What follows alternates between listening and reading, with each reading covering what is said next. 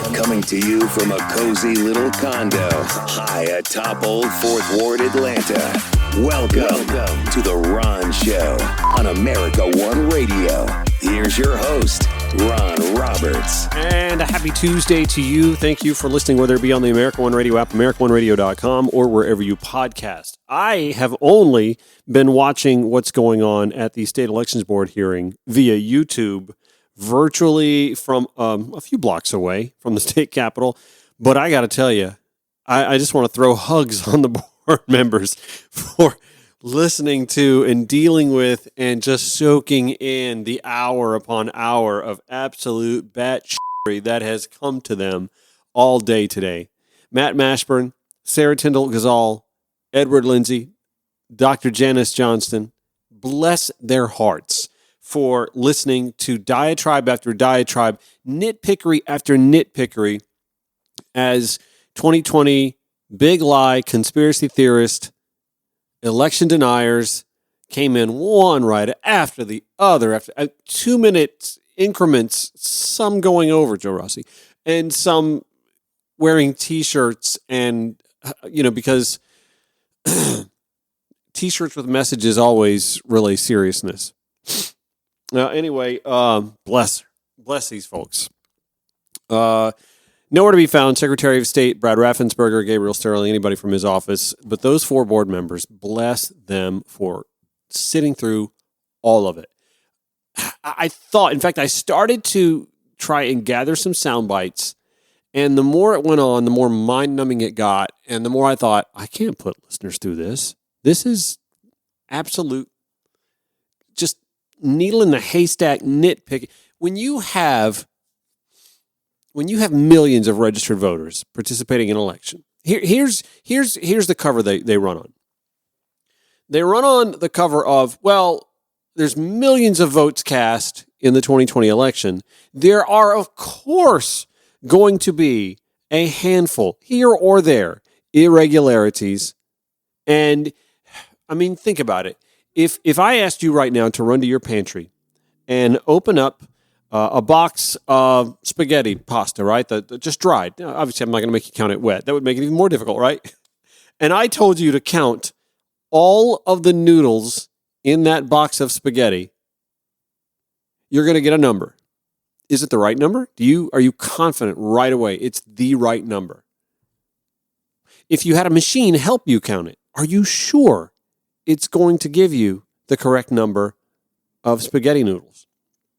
And if you tried it a third time and you came up with a different number than the first 2 times, but it's off by, 1, 2 tops, right? I mean, you can't make that big a mistake, you would think. Are you then concerned that you are so far off that if you wanted to split those spaghetti noodles in half, that you're going to egregiously cheat one side or the other? That's what we're dealing with. We're dealing with folks who want to count flakes of sand on the beach, and obviously the number's never going to be perfect. But audit after audit and hand recount after hand recount, the result didn't change. I want to say there was a hiccup with a duplication of ballots that cost President Joe Biden about 345 votes. He still won by like 11,000 plus. More than 11,500 votes. Yeah, here it is. After all the recounts, machine recounts and hand recounts and audits, Biden led by 11,779 votes. Now, we all know that's according to the Secretary of State's office, who clearly has it in for Donald John Trump. Right, MAGA fans? All the other Republican candidates that won up and down the states, Secretary of State's office didn't have it in for them. Just Donald John Trump. The man who told you oftentimes that the election was rigged. He told you that in 2016, ahead of losing the popular vote but winning the Electoral College. Quirky. He told you it was rigged. He continued to insist that election that he won in the Electoral College was rigged. He continued to tell us that the inauguration estimates Rigged. There were more people there than our eyes told us there were. Our eyes were apparently rigged. Rigged. It's all rigged. Every time he loses, it's rigged. It can't be that he's unpopular. When things don't go Donald Trump's way, it's because something about it is rigged. He does not believe in democracy. He doesn't. It's plain as day, clear as can be. And his base never will either. I'm going to say something that's not very scandalous, but very factual. A lot of what ails this country can't be fixed because of his base.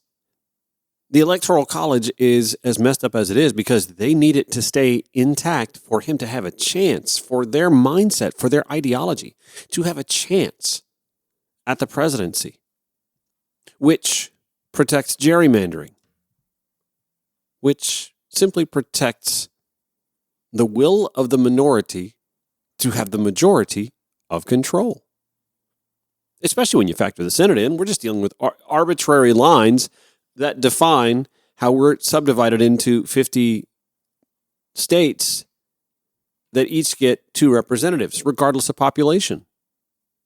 When it's inconvenient to them, they call democracy mob rule. Well, we can't have mob rule. Our forefathers saw the folly of mob rule. But what about at the state level? We don't do that with our constitutional officers, do we? We don't figure out some quirky electoral college at the state level, do we? To elect our Secretary of State, our Attorney General, our Lieutenant Governor, our Governor, our Senate representation. We don't do that. Why do we do that at the federal level for that one particular office?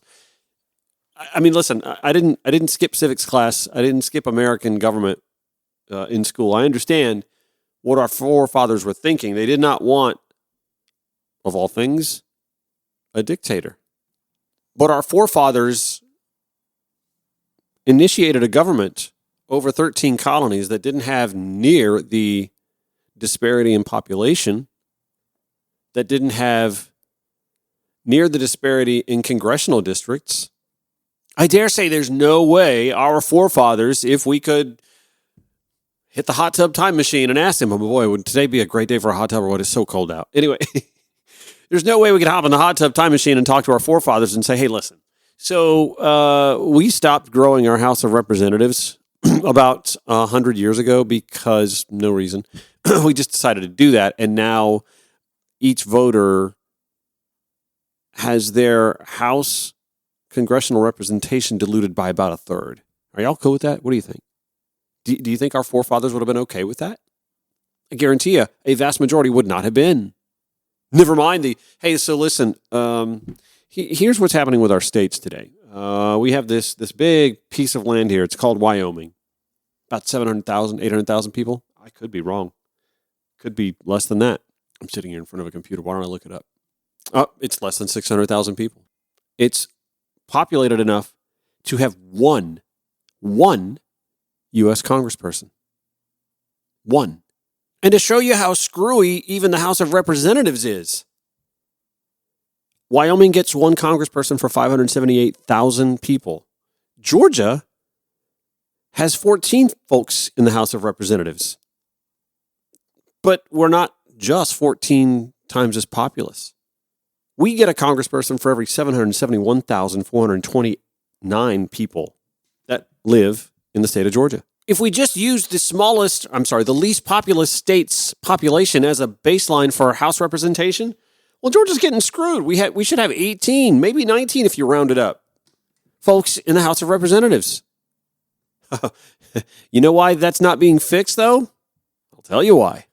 If we did use Wyoming as a baseline, California, which has 52 representatives in the U.S. House, would actually have 68, 67, 68, depending on how you rounded it up or rounded it down. We can sit here and have an argument about whether or not you round it up or round it down, but 52 versus 67 House members representing the voters of California. Instead, we capped the House for no reason. We just did it. We just decided, or have decided oftentimes, just leave things where they are. 435 is a not at all round number. I don't even know why we stopped there. We should have at least at least 1,000 folks in the House of Representatives. I would argue 1,200. Because the U.S. population has, I believe, nearly or more than tripled since the last time we grew representation in the House of Representatives. I have the number right here in front of me, actually. We have grown by 3.57 times what we were in 1913, the last time we grew the House of Representatives. I think we added 2 seats when Alaska and Hawaii came in, and then we sort of absorbed them by shuffling some things around and got it back to 435, because for some reason, somebody thinks that's a nice round number for the House of the people, of we the people. We should actually have, and I just said 1,200, which is still lowballing. It's short by 3. We should have, by my math, 1,553. It's not a round number. Representatives in the U.S. House. But you know who's against that. And for no reason other than it continues to stifle the will of the people. Democracy. Conservatives do not like democracy. There, I said it. And we have to keep reminding folks of that the next 11 months. Get out and vote. You like democracy. Do you like democracy? Do you like having a voice? Do you like your vote mattering? Well, not only do you need to protect democracy, you need to help us grow democracy. And I'm not suggesting that we go to a popular vote for the office of the presidency, but I am saying if we fix the Electoral College, uncap the House, grew the House, 1,200, 1,500, whatever the number needs to be, you have more access to your congressperson. If you live in Marjorie Taylor Greene's congressional district and you don't like the way she thinks or the way she acts, well, you may not have to deal with her. She may not be as popular or grab as much social media attention because she'd be one of 1,500 as opposed to one of 435. Those are big numbers too, right? Yeah, exactly. That's the point. Any little thing can kind of crop up in the midst of 5 million registered voters. And one by one, they lined up to tell us how there were these little quirks here and there. And yes, there were audits done and recounts by machine, by hand. And I think 300 votes popped up or sprouted up for Donald Trump that weren't there before. And he still lost. But, well, God bless them. They showed up to keep complaining to the Georgia Elections Board today that got to keep doing this until the outcome changes. Now, who does that sound like? Back after this, The Ron Show on the America One Radio app, AmericaOneRadio.com, or wherever you podcast. Welcome back to The Ron Show for Tuesday. I don't know when the first time it occurred to me that public financing for for-profit entities was a bad idea. I think it was when I lived in Louisiana. And the big push back then, this was the early 2000s, like the first 5-6 years of the 2000s. It was definitely before Katrina. Hurricane Katrina. If you never lived in Louisiana, when you hear somebody say before Katrina, they mean 2005. Just remember that. Anyway, there was a push. The New Orleans Saints were kind of hand-wringing about wanting a new venue. They felt like they were working in an aged venue, and they were. It's an aged venue, and Katrina did not help that. Although it kind of did in the end. They got state and federal money to fix it. Anyway, they wanted a new venue, and they were, you know how renderings. You ever see renderings for new facilities or new subdivisions or mixed use development? Oh, those artist renderings, they're the best. We love them. We want to stare at them and look at them from different angles.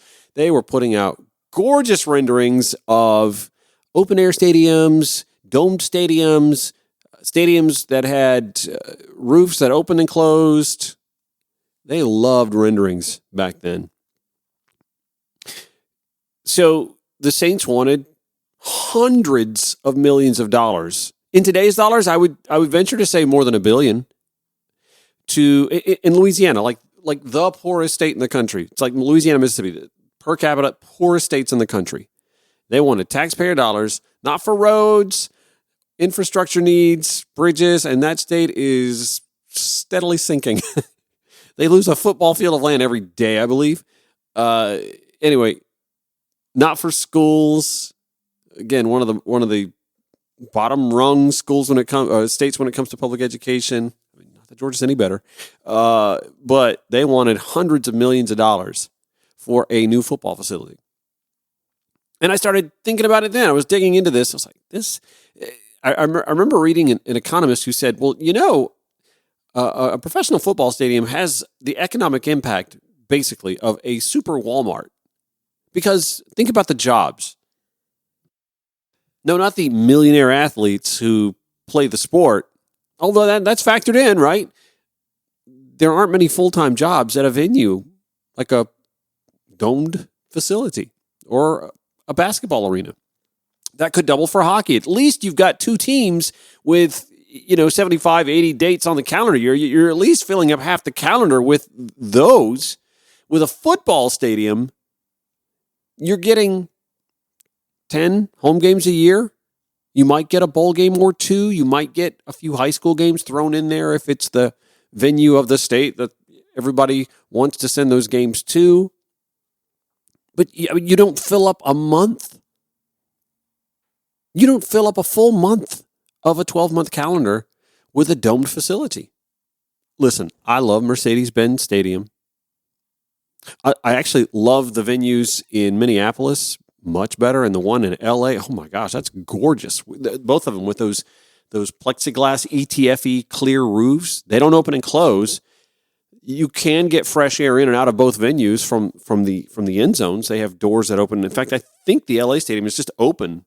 So, in fact, the Georgia TCU football game about a year ago, there were fans sitting in the upper deck who were getting rained on. Rain in California? Right now, right? Anyway, from then on, I just knew that this was a bad idea. Throwing taxpayer dollars at a for-profit venture when the franchises are owned by men or women or entities that can spend billions just to buy the team. And why do they do that? Because it's very profitable, y'all. Politicians push for these venues because, well, they like being given credit for bringing the Falcons, the Braves, to town. And obviously, they like making millionaire and billionaire friends happy too. What politician doesn't? Seriously. So it doesn't surprise me as well when an audit was done that shows that the Georgia Film Credit isn't really the job creator that promoters said it was. The folks at Georgia State University's Fiscal Research Center said Georgia's growing film industry creates far fewer jobs than its proponent said it would. That new audit, reporting from the AJC, James Salzer, by the way, massive tax credit receives that the film industry receives cost taxpayers $59,455 per job. Alternative uses for the more than $1 billion a year in annual tax credits would create thousands of more jobs, according to this audit. The Georgia Film Tax Credit induces substantial economic activity in Georgia, the report says. It is also the largest tax expenditure amongst Georgia's economic development incentives. Consistent with studies of other state film tax incentive programs, the state of Georgia loses money, the report says. James Salzer writes, the latest audit estimates the industry will earn $1.35 billion worth of credits this fiscal year, rising to $1.4 billion by 2029. The latest state audit on the film tax credit was posted Thursday, less than a month before the start of the 2024 legislative session. According to James Salzer, it also comes following a months-long joint House-Senate committee study on the value of the billions of dollars in tax breaks the state gives out to businesses. Now, I'm going to go on a limb here and say this is going to get a lot more scrutiny from lawmakers, particularly those on the right, because we've seen a sea change politically in the state of Georgia. A lot of folks coming here from New York and California. We know how those states vote. And we've seen a shift in demography and in election result, right? In the state of Georgia. And this particular tax credit is getting a lot more scrutiny from those on the right because of those changes, demography and election and voter turnout. I mean, the battery Atlanta and Cobb County is falling short of projections, but it's not bringing a bunch of liberals from California. In fact, do you remember this was literally about 2 years ago when Marjorie Taylor Greene, this was on the throes of Georgia turning for Joe Biden. She actually says after Democrat voters and big donors ruin a state like California, you would think it wise to stop them from doing it to another great state like Florida. Brainwashed people that move from California, New York, really need a cooling off period. Yeah, she was really espousing that, and for some reason, just Democrats, if they move to another state, they shouldn't be allowed to vote for like 5 years. I will share the AJC story in today's show notes at ronshowatl.com so you can see for yourself what I'm talking about. And by the way, a great follow on Twitter, X, whatever you're calling it, J.C. Bradbury. He's an economist and professor at Kennesaw State University. Find him at JC_Bradbury, B-U-R-Y. He's a fantastic follow when it comes to tax incentives and what sort of economic impact these venues or tax breaks for industry have when it comes to creating jobs and growing local economies. By and large, you'll come to find that a lot of the data he shares tells you that these things don't really create jobs the way they're pitched to us by politicians. Okay, speaking of movies, Leave the World Behind, Civil War, 2 trailers and movies that have folks talking about politics and how Hollywood perceives this country. We'll dive into those when The Ron Show returns on the America One Radio app, AmericaOneRadio.com, or wherever you podcast. This is The Ron Show on America One Radio. Can I just tell you, I am a huge fan of dystopian movies, TV shows. I was so into the Walking Dead franchise, y'all. I don't know when I really tapped out. It's probably been about 3 or 4 years when I tapped out. And I think I was a little late to that. I mean, folks, I bought in when The Walking Dead premiered. I was just ensconced with the concept of what life would be like on this planet after society just completely unravels. I also decided as soon as I could, I was going to watch the movie based on a 2020 novel called Leave the World Behind. The novel, written by Rumaan Alam, the movie starring Julia Roberts, Ethan Hawke, Mahershala Ali, Kevin Bacon. These characters are all trying to make sense of this breakdown in societal norms. Wi-Fi goes out, cell phone signal's gone, can't watch TV, cable's gone, all the typical uses of technology. You start to see boats adrift and crashing onto beaches, plane crashes, all these odd things going on. By the way, if you haven't seen the movie, first of all, it's been out for weeks. If you have Netflix, why haven't you seen this? I really kind of feel like I should tiptoe around the spoiler alert, but come on, it's been out for a while now. You should have seen this. And from what I understand, the film varies a little bit the way it ends, comparable to the book. So maybe you've read the book and decided you don't want to see the movie, or maybe you've seen the movie and decided, I'll go read the book. Either way, I'm just going to warn you, there's going to be a little tiptoeing around the premise here because I want you to sort of understand, what I'm talking about. So it turns out what we have happening is some sort of a foreign aggressor who realizes when American society gets inconvenienced and scared that we turn on each other. I mean, it didn't happen during 9/11, or after 9/11, I should say. Although eventually it did. Inevitably it did. We did become a more divided country because of our reaction to that attack, right? So this movie sort of plays that out a little bit. And the funny thing is, you have those who, I loved it. Oh my gosh, just raved about it. And then you have those who are like, well, I heard the Obamas produced it, so I'm not even going to watch it, or I hated it. Oh, it was stupid. Dumb premise. What? You literally point out what's going on in the movie. So, okay, for those who haven't seen it yet or don't even know, let me give you the audio to the trailer. And obviously the trailer doesn't tell you everything. Basically, Julia Roberts and Ethan Hawke are a married couple with 2 kids. And Julia's got a little antsy and decided she wants to get out of the city for no reason. She just wants to get out of the city. So she surprise packed the suitcases, didn't tell her husband, and she did that because she knew he wouldn't say no if everything was just set up and ready for him to go. So they're going to go out of the city, go stay at a house out in the middle of nowhere that they've rented. I guess you did it on Airbnb or Vrbo or something like that. And the homeowners actually wind up showing up because of all the things coming apart at the seams in the city. So anyway, that's a little bit of the setup. Here's some of the audio. I went online this morning and I rented us beautiful house out by the beach. I figured if I made the reservation and packed our bags, it would eliminate most of the reasons to say no. Mm-hmm. Oh, this is nice. Kids look so happy. The Wi-Fi isn't working. Get a pad. I'm so sorry to bother you, and this is our house. By the way, did I mention that the homeowners are black and the folks renting the house are white? So naturally, there's already that little bit of a racial animosity when Julia Roberts questions whether or not these people are really the homeowners of this fabulous house that they rented at whatever cush beach town this is that clearly Julia Roberts doesn't expect to see black homeowners at. This is your house? We were driving back to the city, then something happened. You want to stay here, but we're staying here. We need to get them out of here.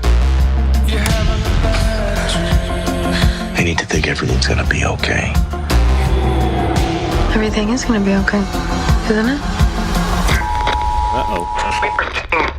We are seeing ongoing cyber attacks across the country. Something is happening, and I don't trust them. Everything I know, I have told you. I don't believe you. I would do anything to protect my family.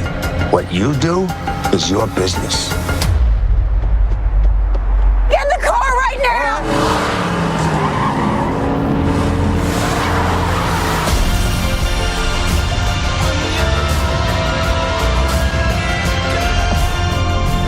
Haven't you been picking up on what's going on out there?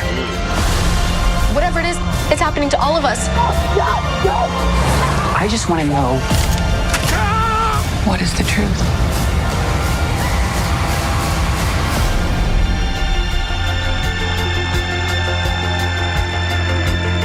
So yeah, good movie. If you haven't seen it yet, go see Leave the World Behind. That came out last month on Netflix. I'm trying to think, what else did I leave? Oh yeah, the whole scene where they're trying to leave the beach town and they're kind of cornered into where they are. And this is where like whoever's doing this, whatever country, whoever's hacked, they have hacked a fleet of electric cars, self-driving, like the self-driving Teslas, I guess, and they're using them to steer them to clog up. It's just fascinating stuff. I don't know. I enjoyed it. I thought it was pretty thought-provoking and a pretty good insight on where we are as a country and how fast we can see things devolve. I mentioned I like dystopian, right? That's my thing. I remember watching how in the initial season of The Handmaid's Tale, how things got to where they presumed this future could go. And it literally came about when some crazies stormed the Capitol. Y'all, The Handmaid's Tale came out. What year did this come out? Oh, wow, 2017?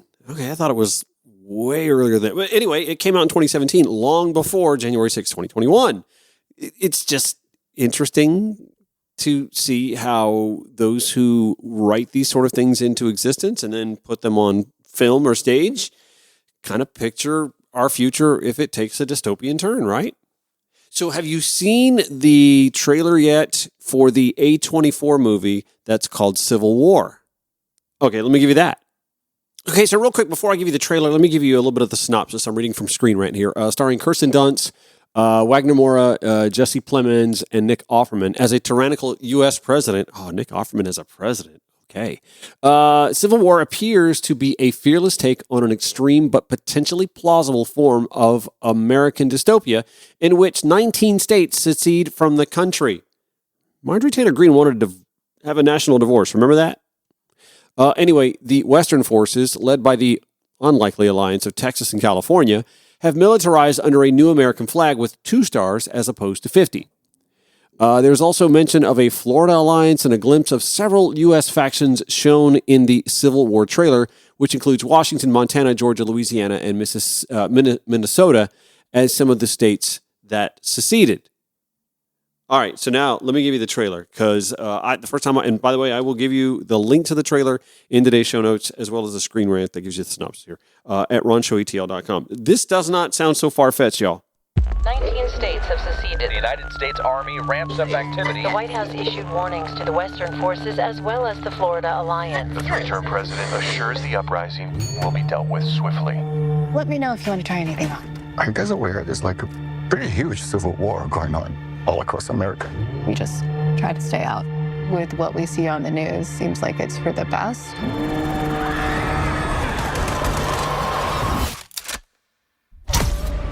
Citizens of America, the so-called Western forces of Texas and California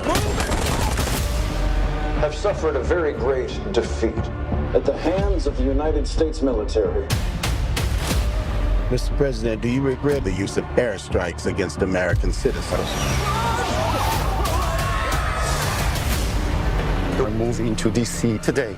We need to go down there. They shoot journalists on sight in the Capitol. Every instinct in me says this is death. Blooded. Every time I survived the war zone, I thought I was sending a warning home.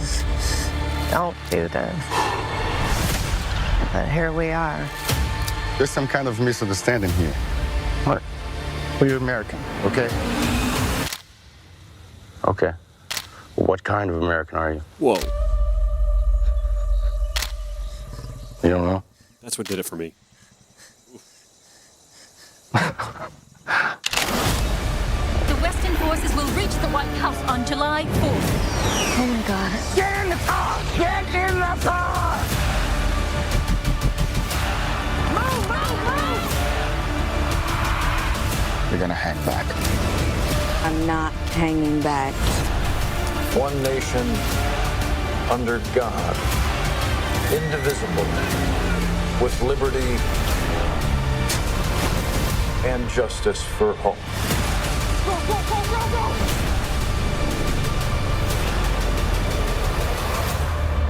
God bless America. So that is like apocalyptic, dystopian, modern warfare porn. It's just... It looks really good. I'm not going to lie. But I also think it's a bit of a cautionary tale. And there are, even then, I think we're going to see a reaction. Sure, maybe if you check social media, you're already seeing a reaction from both sides of the ideological spectrum about this sort of cinema. I have a theory about if there is to be a potential downfall of this country, and I'm not saying it's going to happen in my lifetime or in the next 100 years or 200 years, whatever, I would say that I do firmly believe we are on a trajectory. As much as we want to worry about China militarizing or a strengthening Putin, I actually think that the Chinese, the Russians, whoever else wants to take this country down, know that they're not going to do it in the traditional militaristic sense. It's not about invading this country by tank and bomber and aircraft carrier or even nuclearization. I think the leave the world behind premise in particular really taps into what scares me the most about the peace and security and sanctity of the United States. I think, and in fact, I'm almost certain Vladimir Putin, and here's why I know I'm certain of this. I'm certain Vladimir Putin knows that the best way to destroy the United States is to do it from within. Why am I certain of that? Well, I'm certain of that because it's not as if the Soviet Union didn't know the same thing. And no, I'm not talking about the communists that were infiltrating government that Senator McCarthy was looking after. By the way, another good show to watch, Fellow Travelers, 8-part miniseries that just concluded on Showtime. It follows it has nothing to do with national security. Well, it does in some respects, but it follows the lives of two not out at all gay men who have an intertwined romance over the course of decades, and it starts in Washington, D.C. during the McCarthy hearings. Anyway, it's no secret that the Soviet Union knew that dividing us from within was definitely an attainable goal, and they sought to do that. They sought to target our civil rights fractures, our fractures on race, to try and create division within this country to weaken this country. And this is one of those things that they don't teach in any classroom. Maybe there's a college course out there that teaches this stuff. I would love to sit in on that course. I actually learned that from TV. If you haven't watched FX's The Americans, I think it's a 3-season show. It was fabulous. It was a fantastic show. It had you questioning who you were rooting for. And I'm not saying I lost my love for America watching it, but it followed this embedded American, this embedded couple, this couple that had been put together in the Soviet Unions and then slipped into the U.S. to act as a married couple in the United States so that they could spy within the United States while also being that prototypical suburban American family with the 2 kids. And they did have kids. And you found yourself listening to conversations about how the Soviets viewed our weaknesses and where the Soviets were ahead of us when it came to combating apartheid in South Africa. Yeah, you don't learn that in history, do you? Anyway, I find this sort of stuff fascinating, and I sort of subscribe to the theory that our aggressors outside our borders probably think it's smarter and easier, actually, to take us down from within. And I find it fascinating that Rumaan Alam, who wrote the book, Leave the World Behind, that led to the movie, and that Alex Garland, who has put together this Civil War movie that comes out next spring, I don't know if they're doing it just for the pure entertainment value and the money-making part, or if they're sort of like, hey guys, this isn't so far-fetched. Can we all get our shit together here? Actually, who am I kidding? I know it's for the money. Gosh, it's America. All right, when we come back, another AJC op-ed on Cop City leaves a lot out. Surprise, surprise.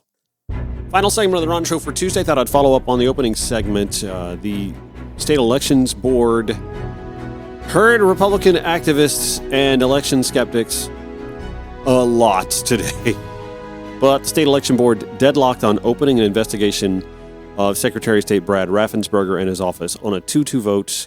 Mark Neese at the AJC reporting the 2-2 vote short of majority required. The board then voted unanimously to ask the General Assembly to clarify whether it even has the power to police Brad Raffensperger, a Republican who certified the 2020 vote count. Okay, enough of that. Seriously, enough of that. It's been 3 years. I want to spend some time on another op-ed written in the Atlanta Journal-Constitution. I believe this dropped yesterday, maybe Sunday night. It was yesterday. Bill Torpy, who is a columnist for the Atlanta Journal-Constitution, decided he too wants to wander in again with his opinion on the Atlanta Public Safety Training Facility. And that's his right to do so. He's done so before. He, like the publisher who published an op-ed, what was it, a month ago or so? Was it David Morse? Failed to mention the Atlanta Journal-Constitution owned by Cox Media, and that Cox Media is the primary, like the big donor, the number one donor to the Atlanta Police Foundation, who is pushing for the Atlanta Public Safety Training. He doesn't mention in his op-ed those ties. And okay, so fine, they're not going to do that. That's fine. But they can't get uncomfortable or upset when other folks do point it out.